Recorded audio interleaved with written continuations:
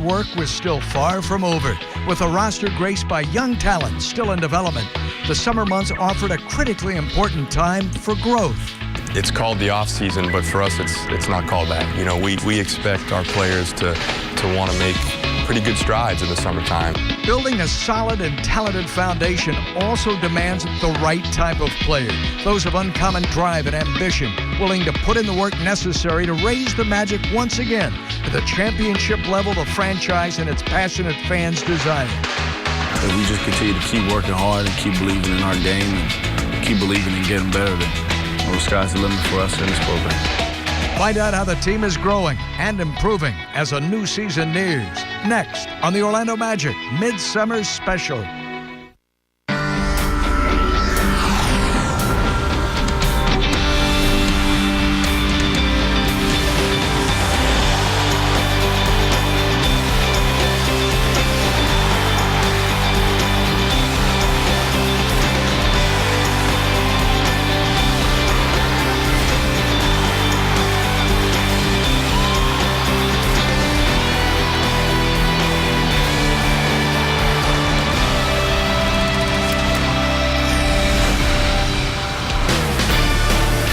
Welcome to the Orlando Magic Midsummer Special from the beautiful Amway Center here in downtown Orlando.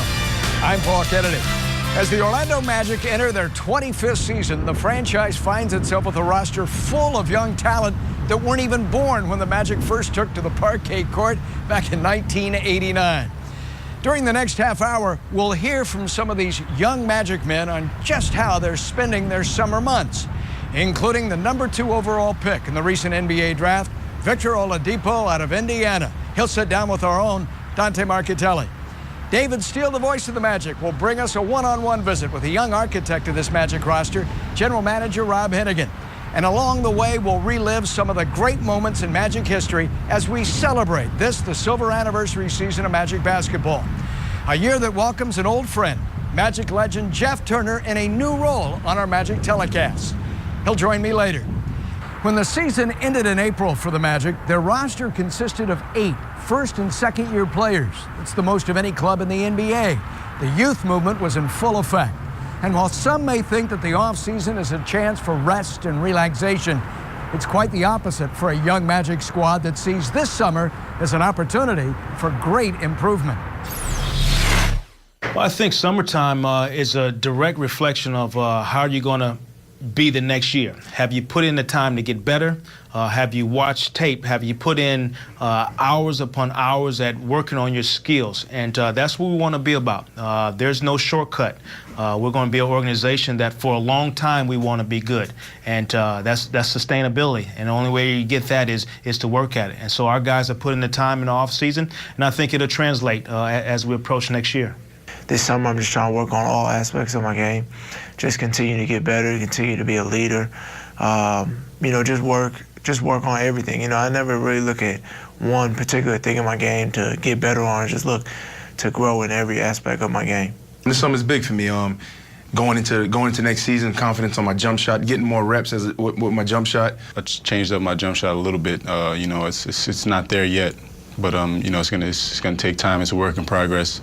You know, my ball handling has gotten a lot better, and finishing with contact, and that also goes back to the weight room and strength and conditioning. Well, it's definitely a long day. My alarm goes off at 7:15 every morning, and it's labeled Amway. It's labeled Amway. I snooze it to about 7:40, 7:45. Come over here, grab breakfast, and I'm usually in the gym ready to go before 9. We're in the weight room at 9 o'clock sharp. Joe doesn't play. So we're in there, and then we go from 9 to 10:15. And from 10:15 to about 11:15, we're on the court with the coaches. Grab a bite to eat for lunch, go home, take a nap, and then I'm right back in here, 6 o'clock. Usually just shooting late at night or working on my ball handling. You know, some days we have different types of activities like boxing, coming back to the gym, getting in extra work, just staying active all day. We're here together, and we're building a nice little bond, and we're building chemistry with each other. And it's important for all of us to be in the gym working hard every day and just trying to get better as a team. I mean, it's my job, so you know, you have to take pride in your job. You have to take pride in your craft. My father, he always taught me when I was a kid, you know, he woke up every day and just worked as hard as he can. So, I mean, this is my job. You can never take it for granted. Well, I think our secret's been unveiled. We're going to get guys in the locker room who who embody that, who want to come to work every day, who want to get better, who want to be great, and who want to be together in the locker room and have a goal and set out and achieve goals. Head coach Jacques Vaughn has to like the attitudes of these young men who are ready and willing to do the work it takes to improve their own skills that will in turn help the team reach the success it strives for in the future. We're just getting started here. Up next, David Steele sits down with the Magic's general manager and Rob Hennigan to discuss his thoughts on the state of this franchise. That's ahead as the Orlando Magic Midsummer Special continues.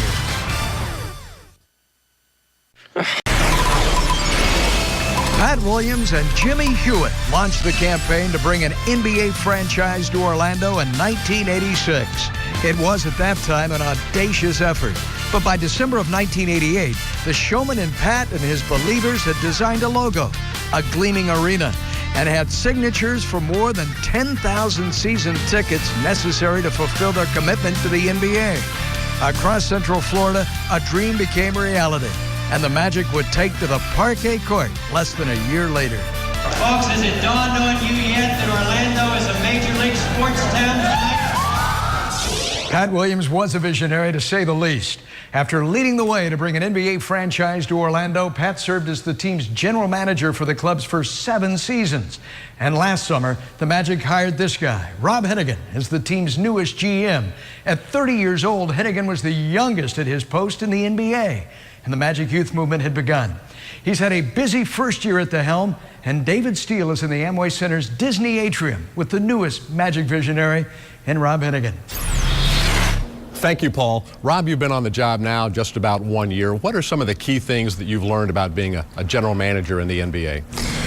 Well, David, a lot of things. I think at the top of my brain, after you asked that question, I would say that making sure you have really good people around you. And last summer when we were putting the staff together, implementing a new staff, one of the main keys or the driving factors that for me personally, I wanted to make sure that anybody we brought in would be someone who is consistent with what we want to be about. And we say that a lot about our players, but the same thing rings true about our staff. So a year into this thing, it's pretty apparent that I'm very lucky to have the people I'm able to work with every day, and just being able to communicate, to brainstorm, to think of new ideas with the group that we have.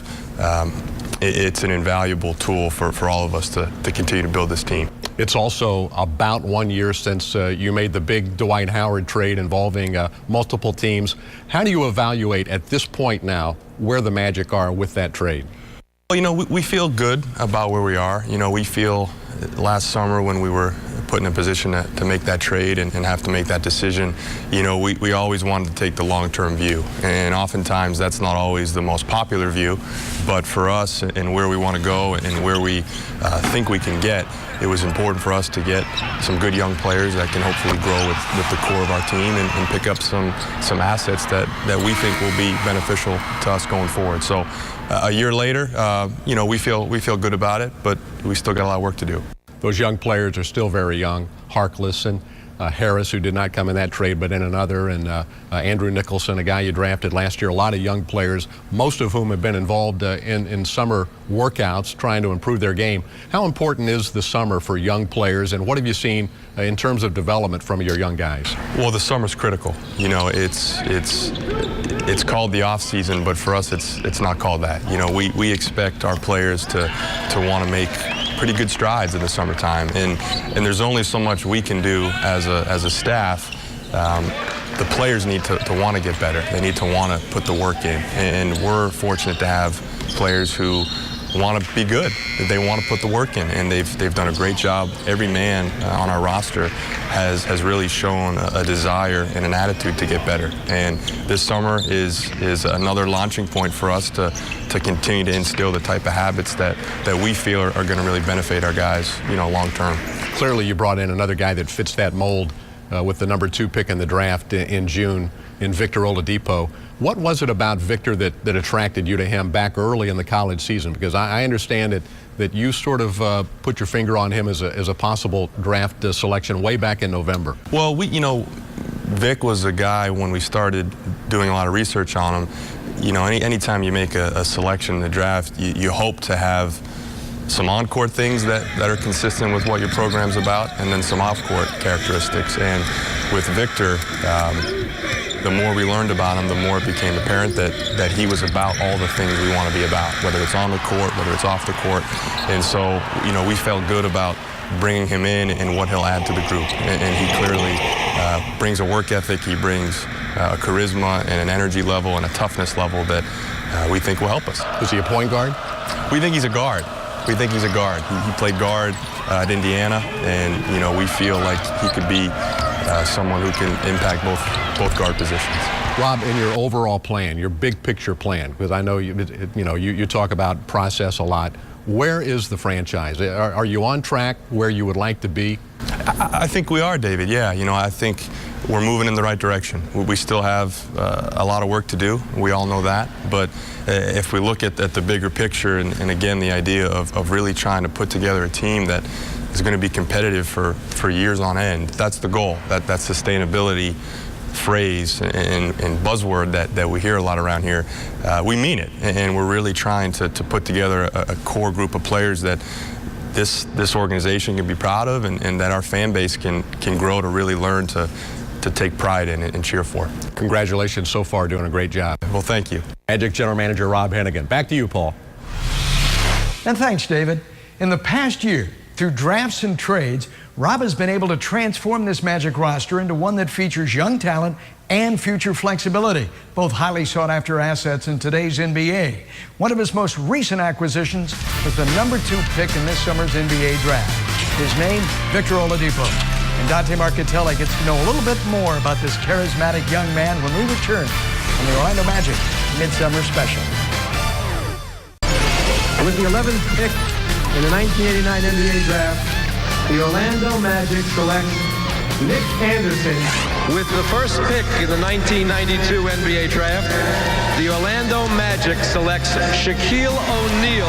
With the first pick in the 1993 NBA draft, the Orlando Magic select Chris Webber. I'd like to report a trade. Orlando has traded the draft rights to Chris Webber for the draft rights to Anthony Hardaway.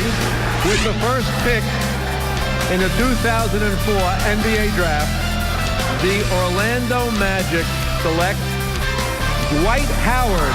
With the second pick in the 2013 NBA draft, the Orlando Magic select Victor Oladipo of Indiana University. Back in 1989, when the Magic selected Nick Anderson as their very first college draft pick, Nick said that his friends and family wondered, Orlando Magic, where's that?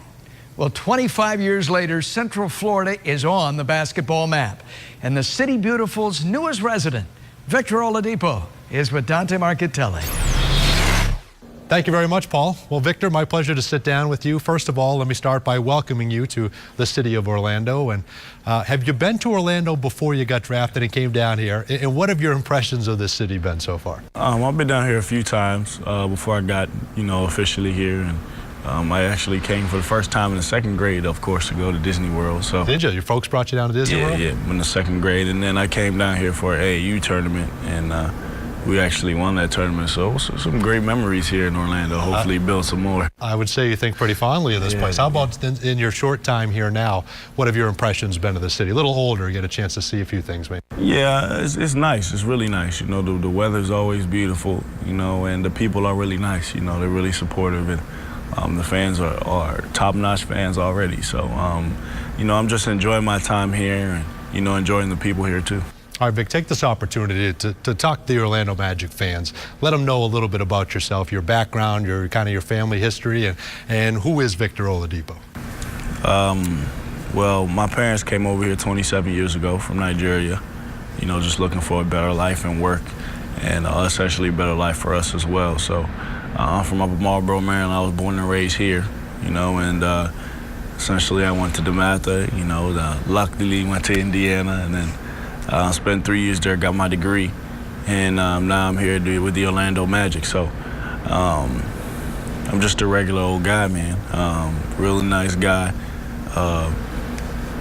just straightforward, really. You know, there's nothing too crazy about me that you guys don't know. So if there is, please let me know about it. Or if not, I'll let you know. We will, and I'm sure your teammates will. No question about that. Exactly. Well, we look forward to getting to know you throughout the year. You said you were lucky enough to go to Indiana. How did that all come about? Why Indiana? And did you have other offers? How did you settle on Indiana? Well, at first I had a few offers, but you know, it just seemed like towards the end of my decision, everything just went away. You know, I had an offer to Maryland University. They took that away because they got other players to go there, you know, and it was pretty much Indiana the only one who really wanted me, and my only real offer, you know, going in towards the end of my junior year. So after going on my visit there, and, you know, just seeing the people there and, you know, enjoying, you know, just the family and tradition and, you know, just the warm welcome that I got there, I just felt like it was the proper place for me, and pretty much I had no other choice. So luckily it lucked out for me, and I made a good decision. And I'll always be a Hoosier. Yeah, no question. Do you see parallels between Indiana when you got there, starting to come back, getting back to prominence, and this team now in Orlando with the Magic? You get an opportunity here to kind of start on the ground floor and build something special. Do you see some parallels, and how did that, what similarities do you see? I see a lot of similarities. You know, last year we didn't win too many games. You know, when I first got to Indiana, the year before, we didn't win too many games. The year I got there, we didn't win too many games. Yep. But the year after that, you know, we kept working hard through those past years. You know, staying all summer long and just continue to keep getting better. And then, you know, my sophomore year, my junior year, we kind of brought the program back to where it needed to be. So I know it's going to take it's a process. You know, I know we didn't win as many games here in Orlando last year as we would like to. But like I said before, it's all a process. You know, if we just continue to keep working hard and keep believing in our game and keep believing in getting better, then the sky's the limit for us in this program. You played guard, obviously, at Indiana, and you get an opportunity to come to Summer League and play point guard. What was that experience like for you? It was good. You know, I'm a guard. You know, I can play either the one or the two, the point guard position or the shooting guard position. And, you know, I think people were kind of shocked and kind of shaky about, you know, how I would act if, you know, just playing the one. But if they tell me to do it, I'm going to flourish it. You know, I'm going to try to perfect it. You know, I'm going to go out there and I'm going to learn just all the different stuff I need to learn. It was a learning process. It was hard, but at the end of the day, you know, just got to keep learning and taking it one game at a time. And that's just what I'm trying to do. All right, lastly, what would you tell the fans about this opportunity to be part of building something special, to be a part of this foundation, this young nucleus moving forward? What does that feel like to you, this opportunity? Man, it's truly a blessing, and it's a humbling experience. You know, just to be in this, to be called number 2, first off, for you guys to actually believe in me and my game is just amazing because, you know, throughout my life, a lot of people have been overlooked me or, you know, never really saw what you guys saw, but you know, fortunately, you guys saw it. But it's just a blessing, you know, to be a part of something bigger than yourself. And what we're trying to build is bigger than all of us, you know. So we're just gonna keep growing and keep working hard. I know my teammates are just as anxious as I am, you know, to get better and, you know, to build a relationship and, you know, to build up wins, definitely. And you know, but I'm glad to be in Orlando Magic, and I'm looking forward to the future. We're looking forward to getting to know you. Before we throw it back to Paul, what do you want people to call you? Vic, Victor, you got another nickname? What do you want people around town to call you? I don't know. Some people call me this little new nickname called the Hybrid, but I don't know about all that. Y'all can call me whatever you want to. It doesn't matter. Oladipo, that's pretty nice, whoever made that up. But you like that, you right? guys can make up anything you want to. You can call me Home Depot, anything. It don't matter. Doesn't matter, as long as you get to play. That's exactly. Right. All right, appreciate it, Vic. Thank you. Back to you, Paul. Thanks, Dante. Orlandipo. That has a nice ring to it. I think Victor will quickly become a fan favorite here in Orlando, and I hear he has a pretty good singing voice, so stay tuned as we hear more and get to know more about Victor as his rookie season progresses. And stay tuned for more on our show as we wrap things up with former Magic player and current Magic broadcaster Jeff Turner as the Orlando Magic Midsummer Special continues.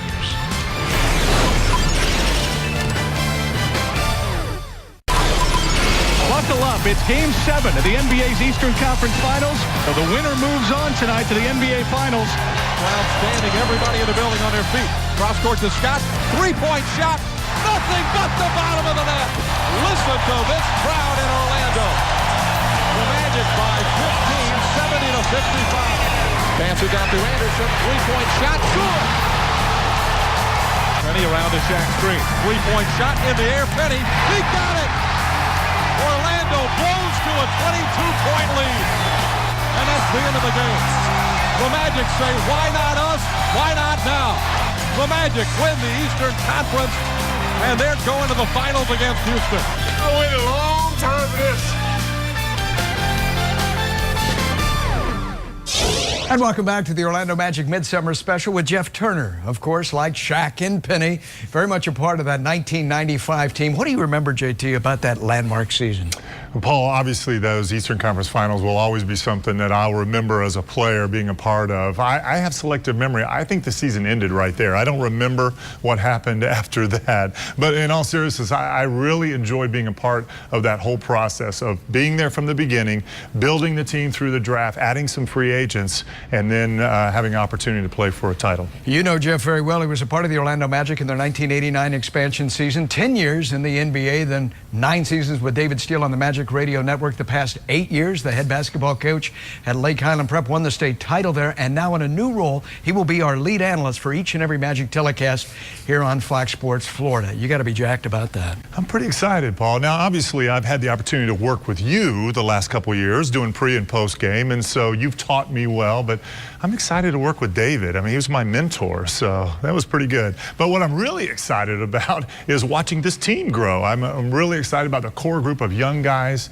that have been put together. You know, we talked about that 94-95 team and how it was built with free agents being added after you build a nucleus of players through the draft. And I'm really excited to watch as this team grows, adding through the draft and adding those pieces. There is a similarity with what Rob Hennigan is building here, a young nucleus of players looking to build something very special from the ground up in Orlando.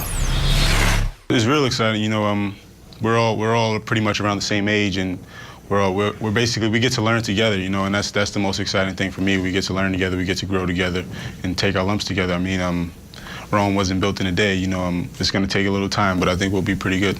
I'm a teammate type of guy. I love going into battle with guys that's in the same position or around the same age with the same, the same focus. To know that you're part of something like this, it's a tremendous blessing for me. I'm so grateful for it, and I just try to embrace it. That's why I wake up each and every day and work out as hard as I can. That's why this offseason has been a grind for me each and every day, just because I know the expectations and I know where this organization wants to get back to, and those are right on my plans also.